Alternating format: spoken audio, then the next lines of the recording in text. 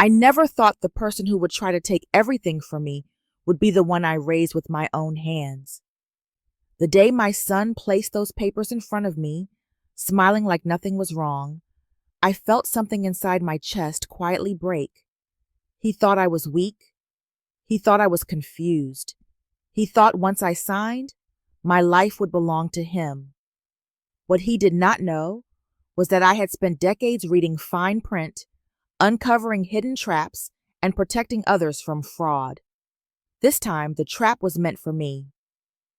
Before we dive into today's story, take a moment to share where you're watching from.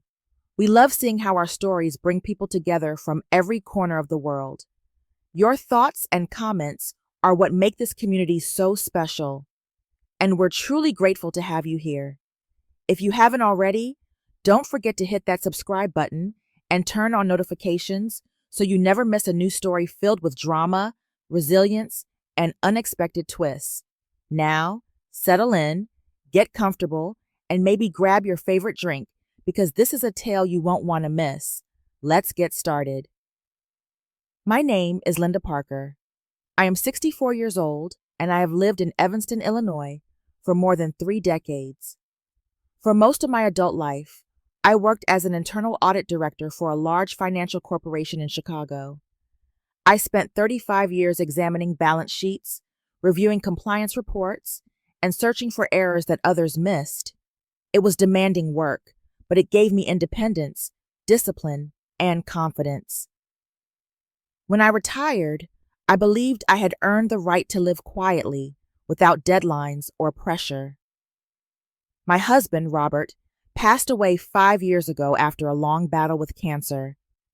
We had met in college and built our lives together piece by piece. Losing him felt like losing part of my own foundation. For a long time, the house felt too empty, too silent. Eventually, I learned how to live with the quiet.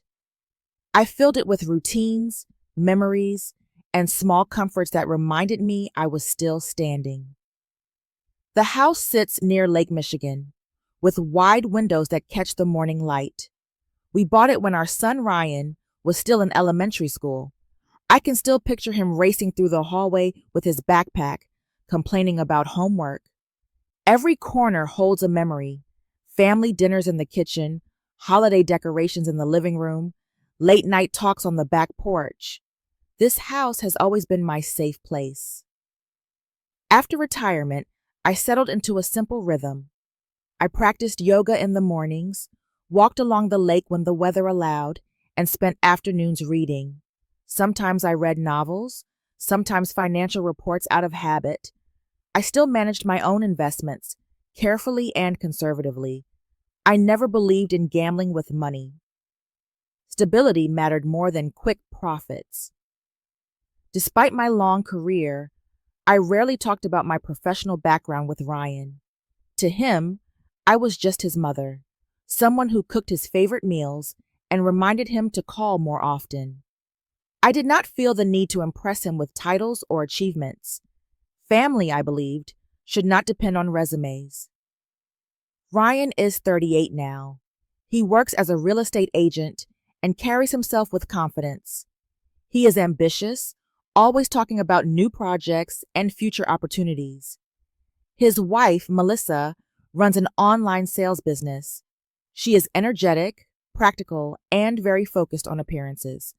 Their daughter, Sophie, is 9 years old, and she is the brightest part of my world. Her laughter makes everything feel lighter. We saw each other mostly on holidays and birthdays. Sometimes Ryan would stop by on weekends, usually when he needed advice or wanted to discuss work. I never questioned his intentions. He was my son. Trust came naturally.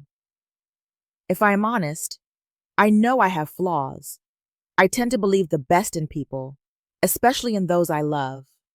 I avoid conflict whenever possible. I prefer peace over confrontation. Part of me fears loneliness more than disappointment. I think that is why I sometimes ignore small warning signs. Looking back, there were subtle changes. Ryan became more interested in my finances. Melissa asked casual questions about the house. At the time, I dismissed them as normal curiosity. I told myself I was overthinking. After all, this was my family. In those days, my life felt calm and predictable. I believed I was safe. I believed my home, my savings, and my relationships were secure. I did not know that beneath the surface, something fragile was already beginning to crack. If you're still watching and starting to feel how quietly everything was changing, please comment number 1 below to let me know you're with me. Because what seemed normal at first was actually the beginning of something dangerous. Now, let's move on to chapter 2. The changes in Ryan did not happen all at once. They arrived quietly, disguised as concern, wrapped in the language of responsibility and care. At first, I welcomed the extra attention. After years of brief phone calls and rushed visits, it felt comforting to hear from my son more often. But over time, the tone of those conversations shifted in ways I could not ignore. He began calling several times a week, sometimes twice in one day. Instead of asking how I was enjoying retirement or what I was reading, he focused on my memory and health. He would casually ask whether I had forgotten to take my vitamins or missed any appointments. Once, he laughed lightly and said, "You know, Mom, people our age start to get scattered." I laughed with him, but the comment stayed with me longer than it should have. Soon, the questions moved from my health to my finances. Ryan started asking about utility bills, property taxes, and insurance payments. He wanted to know if I ever mixed up due dates or made mistakes when transferring money online. He suggested, more than once, that it might be easier if he helped manage my accounts. He framed it as a favor, something a responsible son would naturally do. I told myself he was only trying to be helpful. Still, I noticed how detailed his questions became. He wanted to know which bank I used, how often I checked my statements, whether I remembered all my passwords. These were not casual inquiries. They felt calculated, like pieces of a larger puzzle I could not yet see. Melissa also became more involved. During family dinners, she would smile warmly and bring up money as if it were harmless small talk. She asked about the value of the house, mentioning how real estate prices in Evanston had risen. She wondered aloud whether I had set up a college fund for Sophie. She asked if I had written a will. Each question sounded reasonable on its own, but together they formed a pattern. What unsettled me most was the way Ryan began speaking about my age. He started reminding me that I was not young anymore. He suggested I deserved to rest and let others take responsibility. He said things like, "You have worked your whole life, let me take care of this now." He repeated these ideas so often that I caught myself wondering if he might be right. He also shared stories about elderly people being scammed or making costly mistakes. He presented these stories as warnings, but they planted seeds of fear. I found myself double-checking my memory, reviewing my bank statements more obsessively than before, questioning decisions I had made confidently for decades. Inside, I felt torn. Part of me resented being treated as fragile. Another part worried that maybe I was becoming defensive. I did not want to seem stubborn or ungrateful. I missed my husband deeply during those moments. Robert had always told me to trust my instincts, but also to value family. I struggled to balance both. I began paying closer attention. I noticed how Ryan avoided certain questions when I asked for clarification. I noticed how Melissa sometimes glanced at him before responding. I sensed that conversations were rehearsed. Nothing was openly wrong, yet nothing felt entirely right. At night, I replayed our talks in my mind. I wondered if I was imagining things. I wondered if loneliness had made me overly sensitive. Still, a quiet unease followed me everywhere. The peaceful life I had described to myself in Chapter 1 was no longer untouched. Something invisible was shifting beneath the surface. Trust was slowly being replaced by caution. Comfort was giving way to vigilance. I did not yet know what Ryan was planning, but I felt deep in my bones that I was being prepared for something I had not agreed to. If you're still watching and noticing the hidden warning signs in these conversations, please comment number 2 below to show you're paying attention. Things are about to become much more intense from here. Now, let's move on to chapter 3. By the time Ryan asked to visit on a Friday afternoon, my unease had already settled deep inside me. For weeks, I had carried questions that had no clear answers. His voice on the phone sounded polite and calm, almost rehearsed, as he said he wanted to talk about the future. I agreed, hoping that an honest conversation might finally bring clarity. That morning, I cleaned the kitchen more carefully than usual. I brewed fresh coffee and prepared a small plate of pastries, trying to create a sense of normalcy.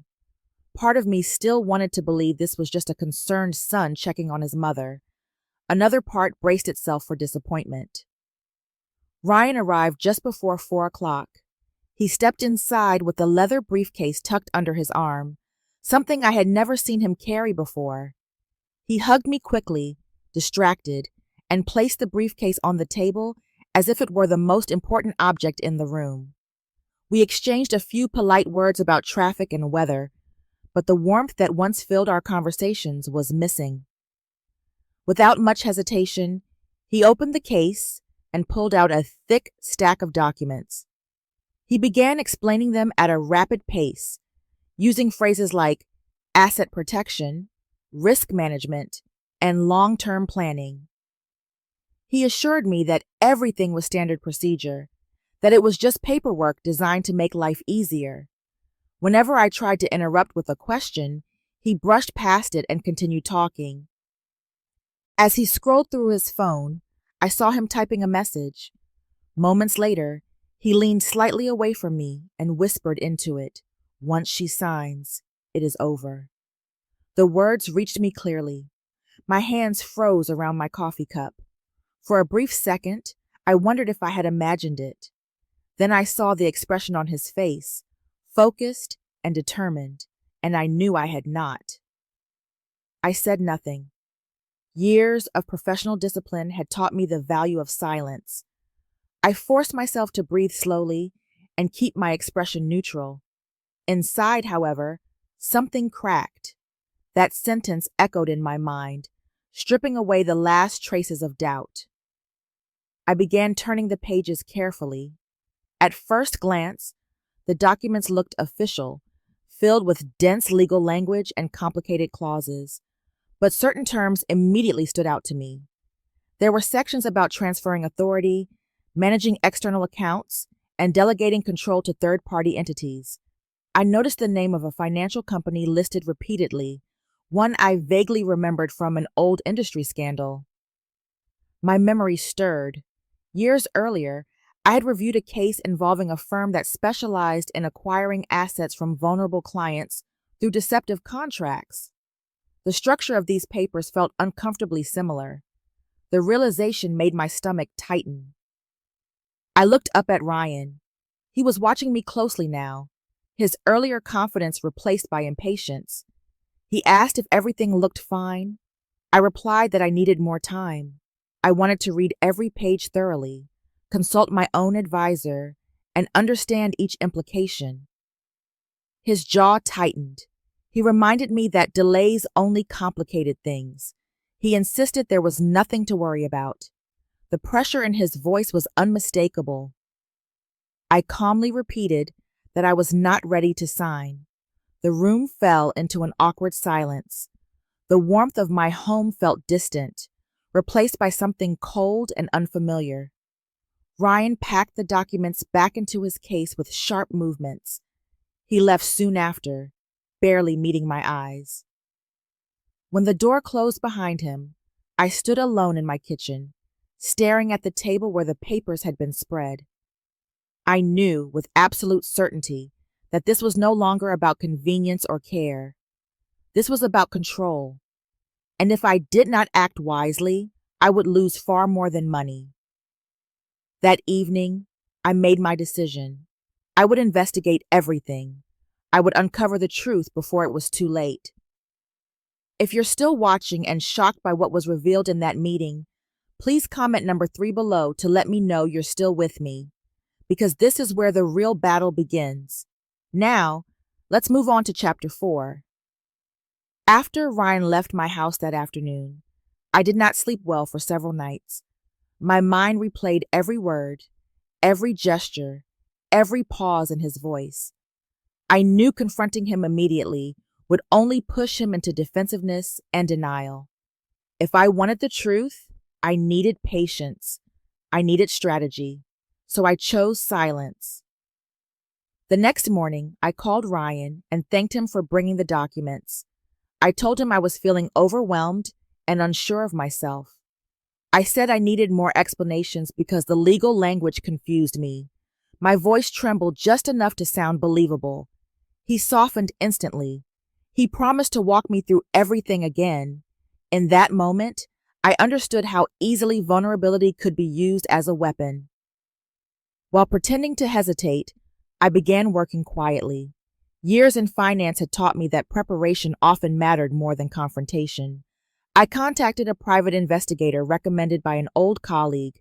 I asked him to look into the company listed in Ryan's documents and into Melissa's background. I did not explain my personal connection.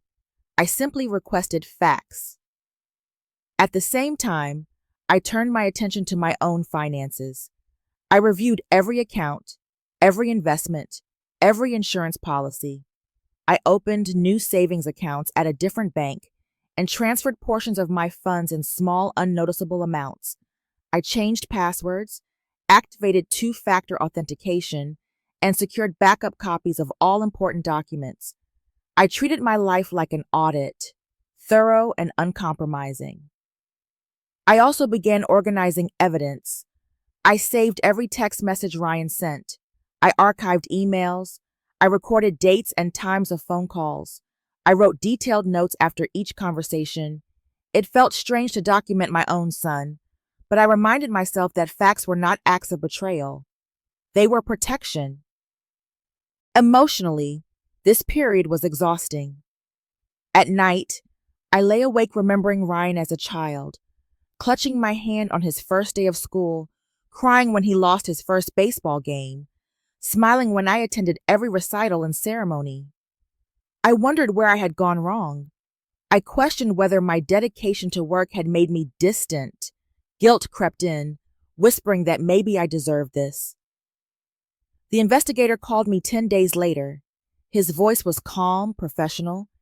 He confirmed my suspicions about the financial company. It had been investigated multiple times for targeting elderly property owners. Lawsuits had been settled quietly. Records were buried, but patterns remained. Then he told me about Melissa. She had been sued in Nevada for financial misrepresentation several years earlier. Shortly after, she legally changed her name and relocated.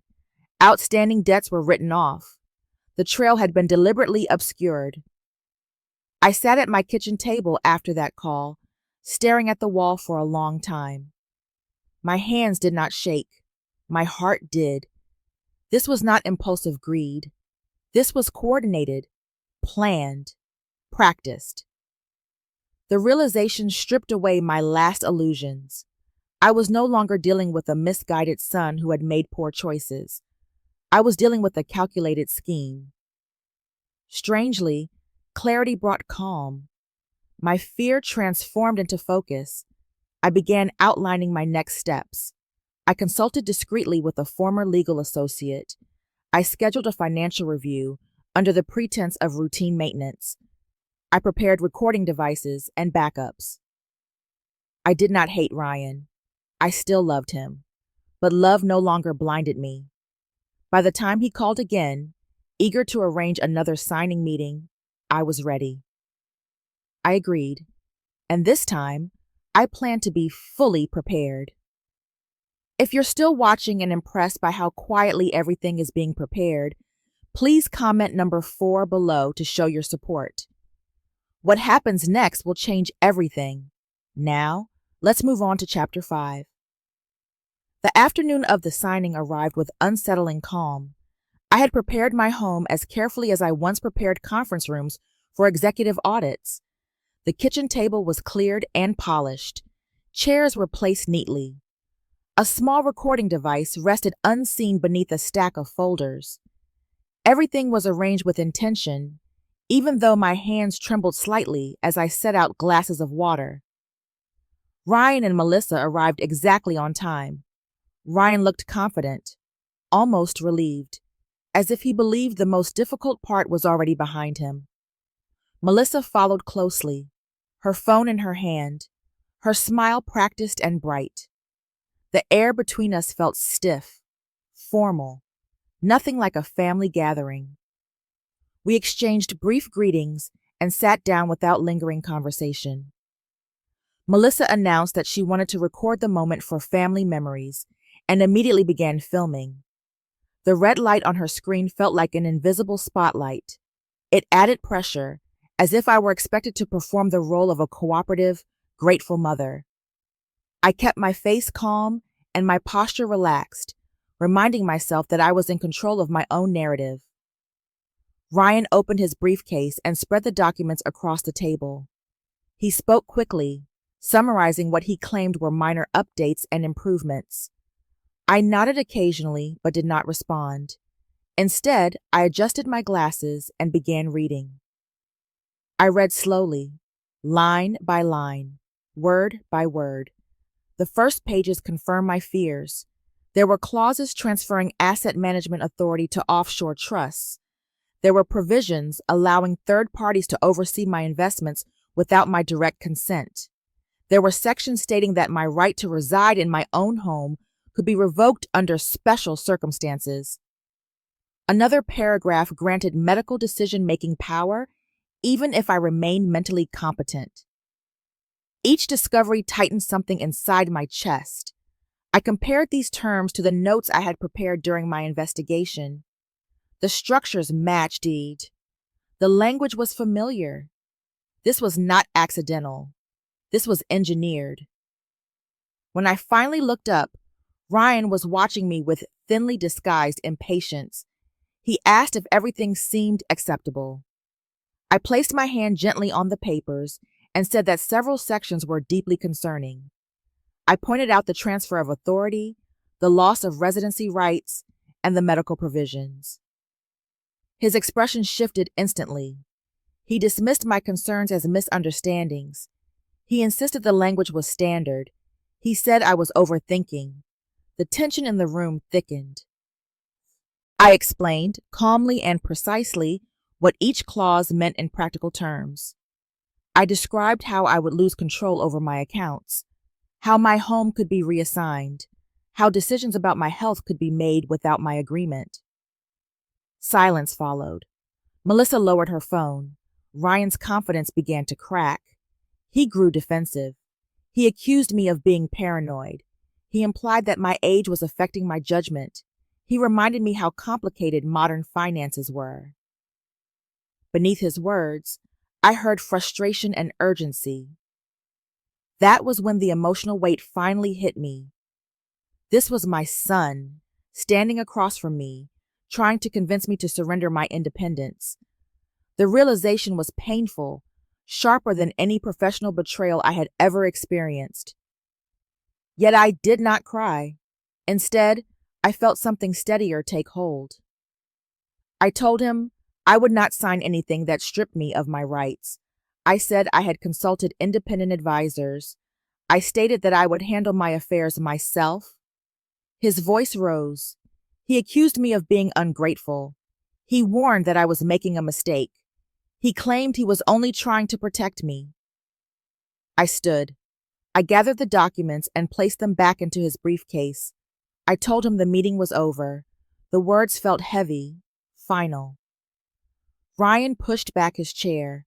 Melissa grabbed her phone and purse. They left without another word. When the door closed, the silence that followed was deafening. I remained standing for a long time, staring at the empty chairs, knowing that nothing in my family would ever be the same again. After Ryan and Melissa left my house that afternoon, I remained standing in the kitchen long after their car disappeared from the driveway. The chairs were still slightly pushed back, the glasses of water untouched. Everything looked normal, yet nothing felt the same. I felt as though a quiet earthquake had passed through my life, shifting the ground beneath my feet without making a sound. That evening, I walked through every room of the house, touching familiar objects as if to reassure myself that they were still mine. Photographs, books, furniture, and small souvenirs from trips with Robert suddenly seemed fragile. For the first time, I understood how close I had come to losing not only property, but identity. Sleep did not come easily. My mind wandered through memories of Ryan as a child, of scraped knees and bedtime stories, of school projects spread across the dining table. I asked myself where trust had turned into strategy, where love had been replaced by calculation. No answer came, only acceptance. 3 days later, Ryan called. His voice was different, softer, careful. He said he was worried about me. He suggested that stress might be affecting my judgment. He mentioned that some families use legal guardianship to protect aging parents. He spoke as if he were offering help, but I heard the warning beneath his words. I did not argue. I listened quietly and took notes. Years of corporate negotiations had taught me that silence often revealed more than confrontation. When he ended the call, I knew exactly what he was planning. That night, I reviewed every recording I had collected. I listened again to the moment when he had whispered, "Once she signs, it is over." I replayed earlier conversations where he hinted at control and ownership. The pattern was unmistakable. These were not misunderstandings. They were evidence. I made multiple backups and stored them securely. I forwarded copies to my attorney with detailed explanations. For the first time since this ordeal began, I felt protected. A week later, I asked Ryan to meet me at a small cafe near the lake. It was a neutral place, public and calm. When he arrived, he looked tired, tense. Melissa sat beside him, unusually quiet. I spoke slowly and clearly. I told him I knew about the company. I told him I knew about Melissa's past. I told him I had recordings of his plans. I did not raise my voice. I did not accuse. I simply presented facts. His face drained of color. He tried to deny it at first. Then he stopped. His eyes darted toward Melissa. She said nothing. I told him I would not pursue reconciliation under manipulation. I would not sign any documents that compromised my autonomy. I would not accept threats disguised as concern. I informed him that I had removed his access to all financial information. I had updated my will. I had created a trust for Sophie managed by an independent administrator. My assets would no longer be tools for negotiation. There was a long silence between us. I felt grief rise in my chest, but it no longer controlled me. Something stronger had replaced it: self-respect. I stood, paid for my coffee, and wished him well. Walking back along the lake, I realized I had crossed an invisible line. I was no longer reacting. I was choosing. I had chosen dignity over denial, freedom over fear, truth over comfort. And whatever consequences followed, I was ready to face them. If you're still watching and feeling the weight of that painful decision, please comment number 6 below to let me know you're still here. The consequences are about to unfold, and they are heavier than anyone expected. Now, let's move on to Chapter 7. Once I committed myself fully to legal action, there was no turning back. Within days of my meeting with Ryan at the cafe, I sat in my attorney's office, surrounded by folders, digital transcripts, and carefully labeled recordings. Each document represented a fragment of trust that had been broken. Together, they formed a complete picture of manipulation and intent. My lawyer submitted the materials to multiple agencies. Reports were filed with the department responsible for protecting older adults, with financial oversight offices, and with tax authorities. Investigators began contacting me for clarification. Their questions were thorough and methodical, focused on timelines, intent, and financial structures. I answered everyone with honesty and precision. Years of professional discipline returned naturally, guiding my responses. The investigation moved faster than I had expected. Ryan's real estate license was temporarily suspended while regulators reviewed his transactions. Several of his recent deals were flagged for irregularities. Former clients quietly withdrew. Colleagues distanced themselves.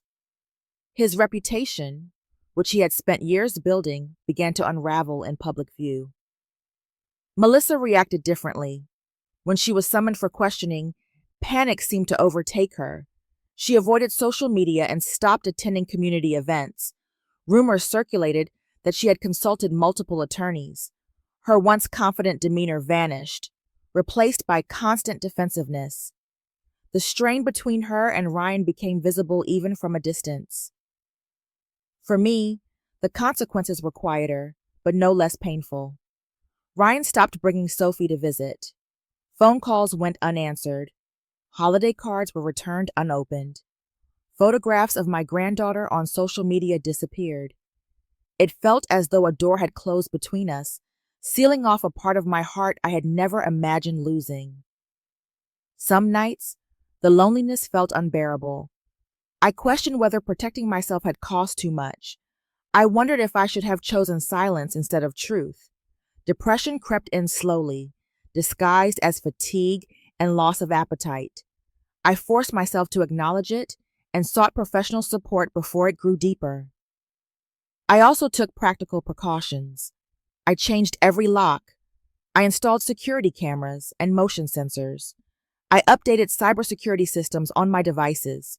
Sensitive files were encrypted and stored in multiple secure locations. I learned quickly that emotional safety and physical safety were closely connected. News of the conflict spread among relatives and acquaintances.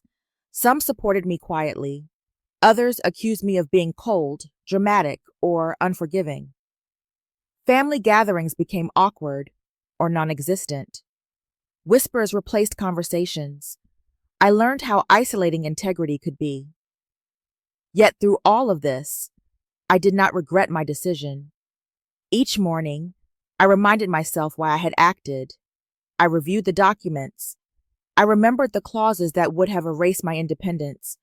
I recalled Ryan's whispered words. Those memories anchored me when doubt tried to pull me backward. Gradually, strength replaced sorrow. I began journaling again. I returned to yoga classes. I walked longer distances along the lake, letting the rhythm of my steps calm my thoughts. I started asking myself new questions, not about what I had lost, but about what I could still build.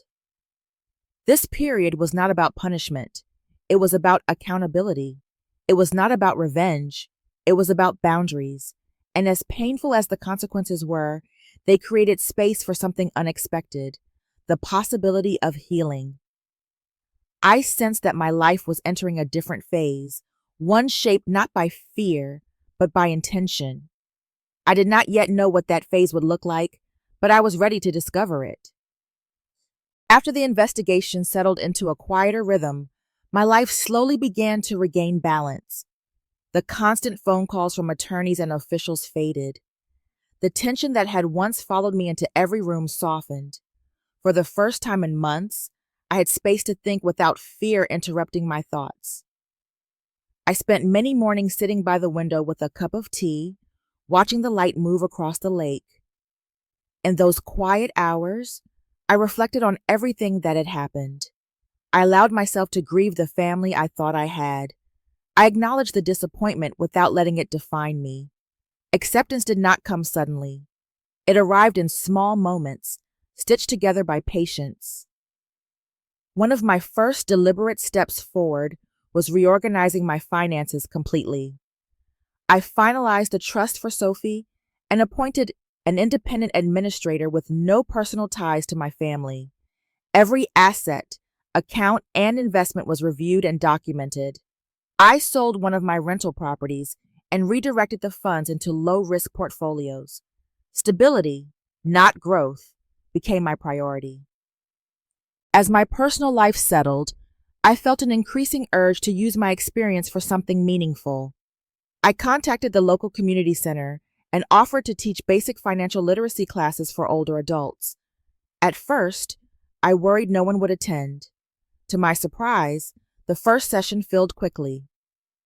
Standing in front of a small group of attentive faces, I shared practical advice about contracts, scams, and warning signs. I spoke from experience, not theory. Many participants nodded with recognition. Some stayed afterward to tell me their own stories. I realized how widespread this problem was and how little guidance existed. Encouraged, I began writing. At first, I published anonymous blog posts about protecting oneself from financial exploitation. I wrote about subtle manipulation, emotional pressure, and the danger of misplaced trust. The response was overwhelming. Messages arrived from readers across the country, thanking me for giving words to fears they had never expressed. Eventually, I revealed my identity. I agreed to small interviews and community forums. Each time I spoke publicly, my confidence grew. Shame dissolved. I no longer felt responsible for someone else's dishonesty. Through these activities, I met others who had been betrayed by relatives or caregivers. We formed informal support groups, meeting monthly to exchange resources and encouragement. Lawyers volunteered their time. Therapists offered guidance. What began as scattered individuals evolved into a network of resilience. Internally, I noticed a profound change. I stopped replaying past conversations. I stopped wondering what I could have done differently. Instead, I focused on what I was building now. My self-trust returned. My sense of purpose sharpened. My days developed a new rhythm. Mornings were for writing, afternoons for teaching, evenings for reading and reflection. Some nights were still lonely, but they no longer felt empty. They felt peaceful.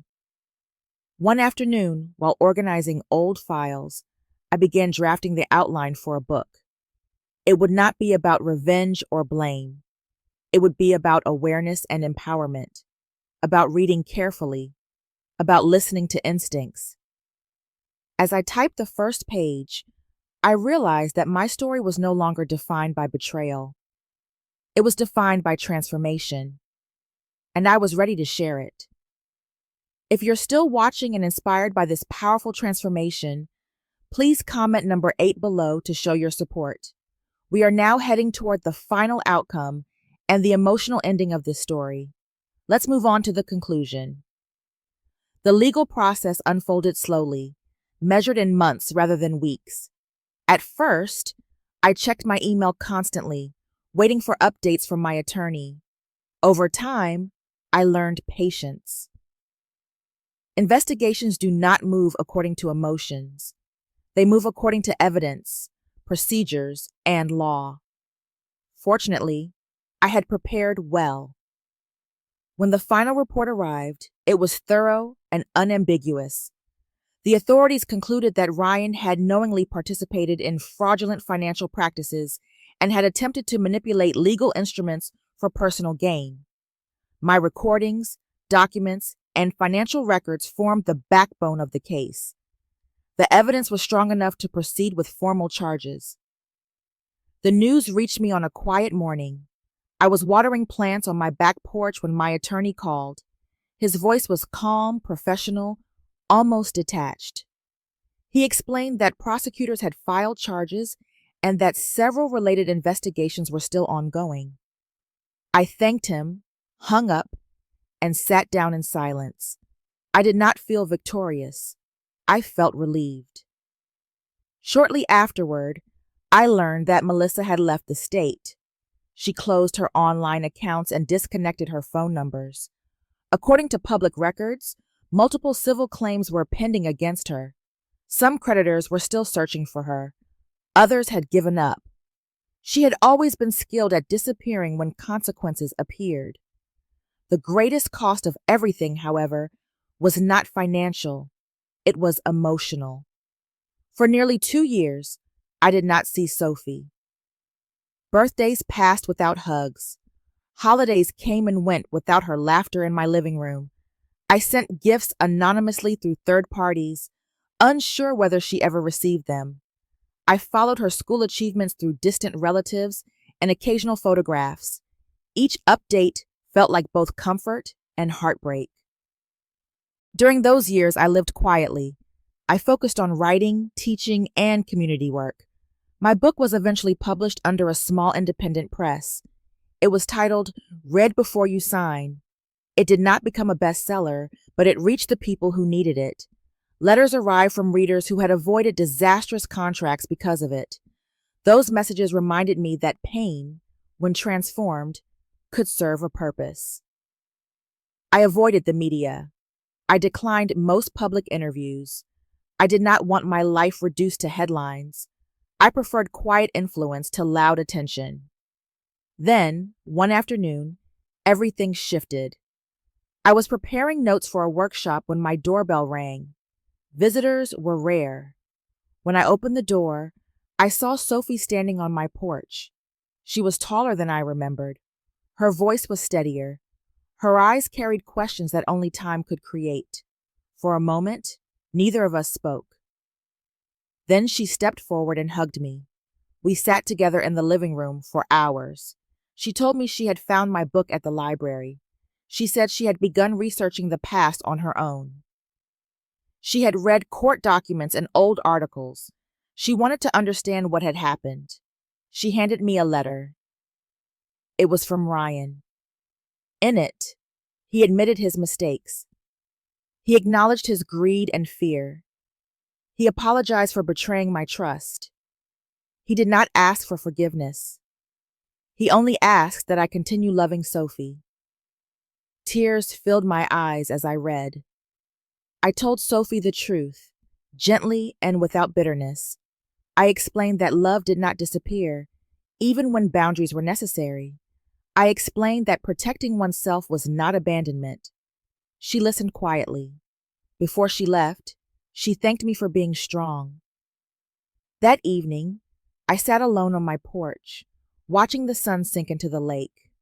For the first time in years, I felt complete. Not because everything had been repaired, but because nothing remained unresolved inside me. I had faced betrayal without becoming bitter. I had chosen justice without losing compassion. I had protected myself without surrendering love, and that, I realized, was victory enough. These days, my mornings begin quietly. I wake up before sunrise, brew a cup of tea, and sit by the window facing Lake Michigan. The water reflects the early light in soft shades of silver and blue. There is no rush anymore, no anxious checking of messages, no fear hiding beneath routine. There is only stillness, and within it, clarity. Sometimes, as I watch the day unfold, I think about the woman I was before everything changed. She believed that love was enough to protect her. She trusted without question. She assumed that shared blood guaranteed loyalty. I do not judge that version of myself. She was kind. She was hopeful. She was simply unaware of how fragile trust could be when mixed with desperation and greed. The journey from that innocence to this understanding was painful. I remember the early warning signs I ignored, the conversations I dismissed, the discomfort I buried in the name of harmony. I remember the moment I realized my independence was being quietly dismantled. I remember standing in my kitchen, surrounded by papers that threatened to erase my voice. Those memories still exist, but they no longer control me. What I gained from that experience was not bitterness, it was awareness. I learned that strength does not always appear as loud resistance. Sometimes it appears as careful reading, patient observation, and silent preparation. It appears as the courage to say no when saying yes would be easier. It appears as the willingness to disappoint others in order to remain honest with oneself. For a long time, I defined myself primarily as a mother, Every decision revolved around my child's comfort, approval, and happiness. Letting go of that identity was one of the hardest parts of this process. I had to accept that protecting my dignity did not mean abandoning love. It meant refusing to let love become a tool for control. Family, I discovered, is not measured by proximity or obligation. It is measured by respect. When respect disappears, boundaries become necessary. Setting those boundaries does not make someone cold. It makes them whole. In my work at the community center, I now see versions of my former self every week. Men and women who hesitate to question their relatives. People who feel guilty for reading contracts carefully. Seniors who worry that protecting themselves will make them seem ungrateful. I tell them gently that caution is not cruelty. Knowledge is not selfishness. Independence is not betrayal. My role in their lives has become one of quiet guidance. I do not give orders. I share experiences. I listen. I remind them that they still have agency, regardless of age. When I walk along the lake in the evenings, feeling the cool breeze on my face, I am aware of how far I have come. I am no longer afraid of being alone. Solitude no longer feels like punishment. It feels like peace. It is a space where I can think, grow, and breathe without apology. I still love my son. That love has changed shape, becoming distant and cautious, but it has not disappeared.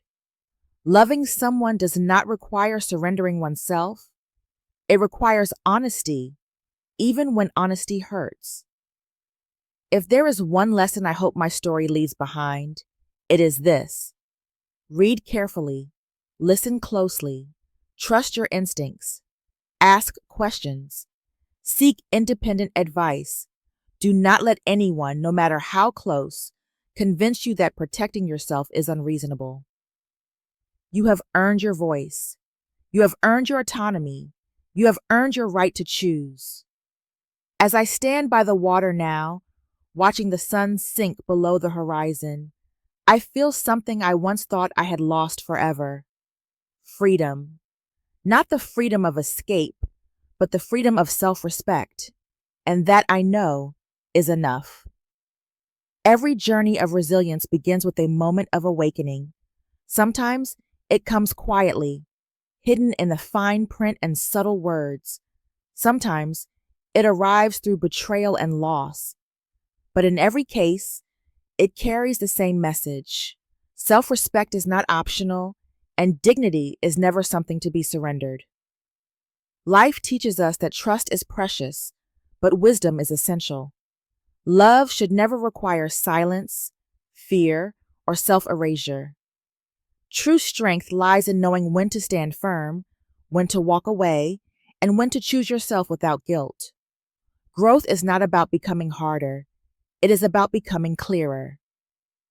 No matter your age, your past, or your circumstances, you always deserve safety, honesty, and control over your own life. Your voice matters.